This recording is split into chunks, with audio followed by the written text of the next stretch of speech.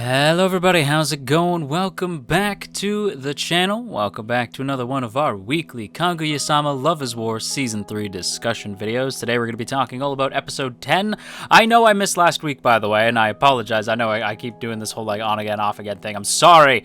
I've just been a little bit busy, and plus two, every time I go to record there's a lawnmower going off. I apologize, I can hear it right now, but you know what, we're just gonna roll with it. So let's go ahead and jump into it. So this week we see the continuation of the festival, like jumping into high gear. Next week seems to be the quote-unquote final day of the festival. I don't remember if it's a 2-day event or not, so maybe it is, maybe it's not, but basically today, or this week's episode, we see like the end of the first day of the cultural festival. So with the cultural festival kicking into high gear, we of course have a few things snapping off into place. We have of course Kaguya and Shirogane, will they, won't they, they're going to confess, oh my god type situation. Then you have Ishigami trying his best to sort of convey his feelings to Tsubame and apparently not being aware of the heart thing. As you guys are aware, there is a sort of, I don't want to say superstition, but a sort of tradition at their school, at Shuen, I believe that's whatever the school's name is. There is this tradition where if somebody gives somebody a heart-shaped something at the festival, it means that they are going to be getting eternal love, right? Like it's a vow of eternal love type of situation. So if you get a heart at the festival, it means eternally you are likely to be with that person. So Ishigami, I don't think was very aware of that, resulting in kind of a slightly awkward situation where yeah, he just had absolutely no idea that that was a thing. So when he is super awesome and gives Tsubame this big heart-shaped cookie, of course I'm thinking that he knew. So I'm like, oh, the big plays, Ishigami, my boy, right? I'm like cheering, and then the announcer's like, okay, so like 90% of the school knows about this, but that 10%, and then it shows Ishigami, and I'm like, oh my god, he had no clue. Like, oh no, right? So I think he very much got the hint, though. Like, when she's like, I need time to think about it, and just, like, runs away. I think he very much got the hint that it's like, oh, she thinks I, like, confessed, oh crap, right? So I think he's very much aware. Now, Tsubame, I will say, if she was gonna say no, like, if she was gonna say outright no, and that she didn't like Ishigami like that, she wouldn't have necessarily run away like that. So I do think that Tsubame at least has some kind of feelings for Ishigami. Now, whether or not she says yes, whether or not they actually do enter a relationship, that's, you know, we're gonna have to wait till next week to actually find that out. But I do like that she does just sort of like, I need time to think, and she bolts, right? Because she's like, I need time to think. I like that she doesn't just say yes or no on the spot. She's like, give me some time. I'll get back to you. Mind you, she said that over her shoulder as she full sent it away like she was Sonic the Hedgehog. But you know what? It's okay. We understand. Again, I'm not like, I do like Tsubame and Ishigami, and if the show's going here, that's cool. I was more of a Ishigami and Ino kind of guy, but Ishigami and Tsubame, that's a ship I can get behind, so I'm okay with that. In fact, I kind of like it. It's cute. I like it. Although, to be fair, Chika has, like, absolutely no faith. Chika being like, yeah, no, he's screwed. He doesn't have a prayer. And Shirogane's like, great! Because in Shirogane's mind, if Ishigami gets rejected, then nobody can confess their feelings in their group, right? Nobody, so he can't, neither him nor Kaguya could confess if he gets rejected, because as in the true rule book of friendship, everybody knows if your friend gets dumped or your friend gets rejected, nobody else could be thinking about romantic things for at least a little bit, because it's just like persona non grata at that point. Like that's just like you would be persona non grata. Like you cannot do that, right? So of course Shirogane's like, oh my god, Ishigami, if you blow this for us, I swear to G, right? Poor Shirogane was just like, it was all there, all the cards were on the table, it was gonna work out. Unfortunately not. Now, do I actually think that Ishigami's not going to, that Tsubame is not gonna say yes to Ishigami? Gonna be honest, I would be really shocked if she said no. I would just be, like, it would be really shocking to me. I genuinely believe that she's going to say yes. I think it probably won't be next week. Maybe it might be next week. Who knows? But my guess is it'll probably be like the last part of the arc. And then that's like, it'll be like the episode before the end of this arc. So maybe it is next week. I don't know. Right? But what I am betting on is that it's going to be like the episode before the end of the arc. Right? So like maybe next week, maybe the week after. I think she'll confess. That'll give Shirogane and Kaguya the confidence. And I think I think this is it. Like, I really genuinely think, like, okay, like, we're in the end game now. We're in the end game. You know, like, this is, like, one of them is gonna confess. Now, who's it gonna be? I have no idea. I would love if it's, like, a simultaneous thing. Like, they both give each other something heart-shaped at the same time. Like, that'd be so cute. But yeah, I'm definitely... It's a weird place, right? Because it's like, okay, so what's gonna happen? How are we gonna do this? It puts, like, obviously this whole thing with Ishigami puts Shirogane in kind of a weird place.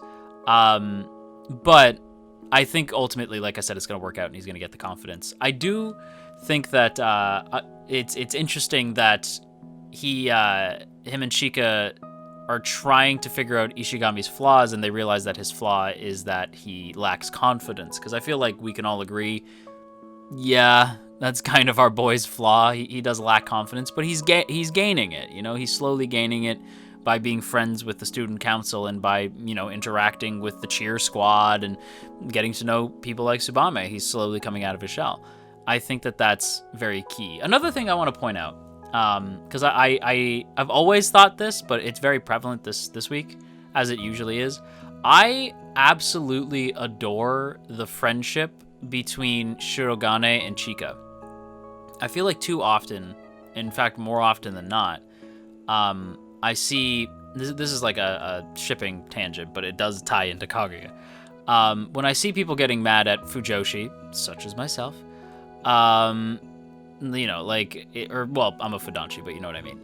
When I see people getting mad at my fellow Fujoshi and Fudanshi, saying, like, you know, like when they're shipping two characters, they're like, how come, you know, as Fujoshi and Fudanshi, we tend to ship dudes with dudes, and girls with girls. A lot of us are also into GL.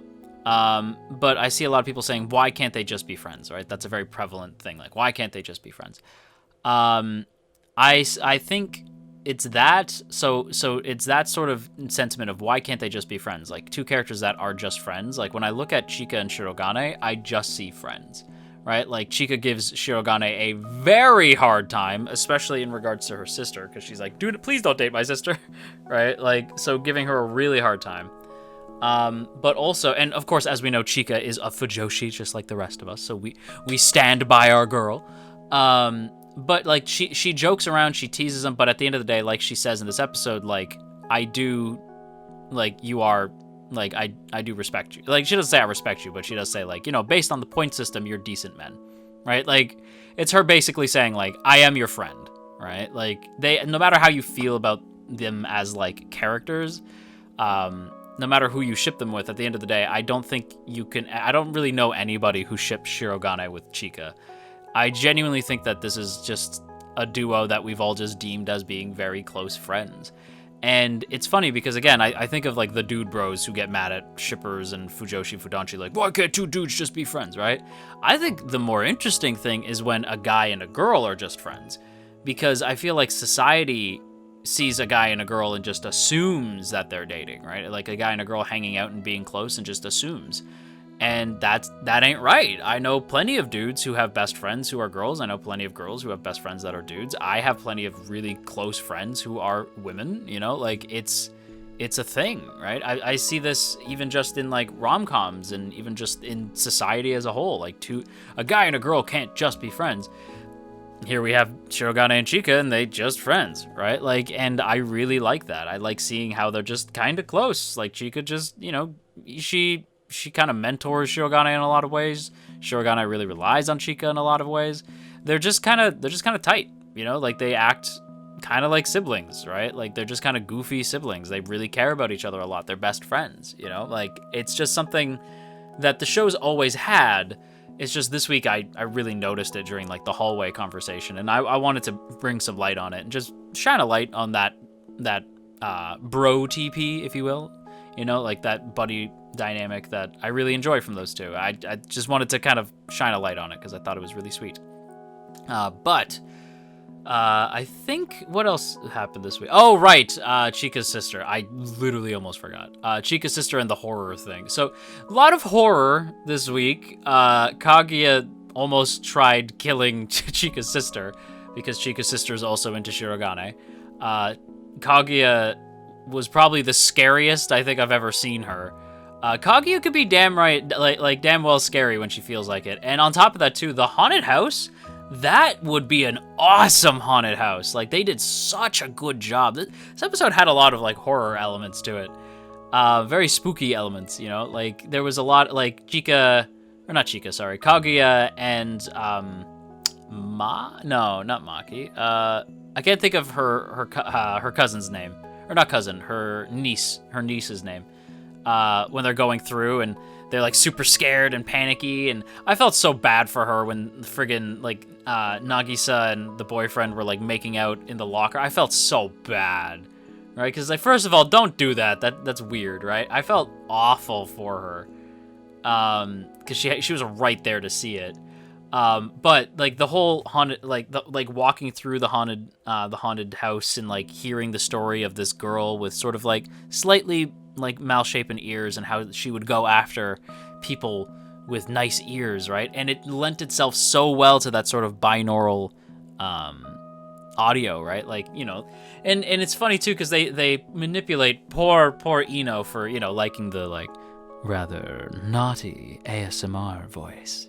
How you doing, by the way? I can't do the ASMR voice. I'm sorry. You know, what if I just went right up to your ear and said hello? You know, like that. Like what is it that better? What are they? Better, best, like whatever. Goodest. Like I don't remember what they say. Good girls, good boys. You know, stuff like that. I don't quite remember what it is that they say. The like Haru and Makoto knockoff. The legally distinct Haru and Makoto knockoff that Ino listens to. You know, the best kind of distinct. But yeah, the whole audio thing, spectacular, right? Like that would make such a great haunted house. I was so impressed by that. I thought that was great. But yeah, I thought, yeah, the haunted house stuff was great. Kaguya damn near cursing Chica's sister was hilarious. Everything about this episode was great. Again, I thought in the beginning half, great use of horror. In the second half, great use of drama.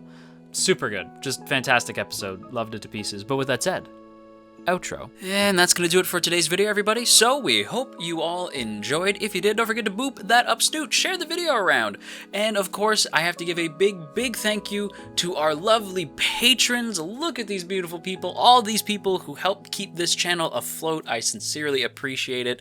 And of course, I have to give a big thank you to Asaki VT, Elizabeth Just Elizabeth, Jeremy P, Matt87 Eagle, Shadow Creative, Shiorans, Stephen G, Stevie W, Trapmaster, Trevor W, and Tristan G. Thank you all once again so much for continuing to support the channel over on Patreon or here on YouTube just by watching the videos. I sincerely appreciate it.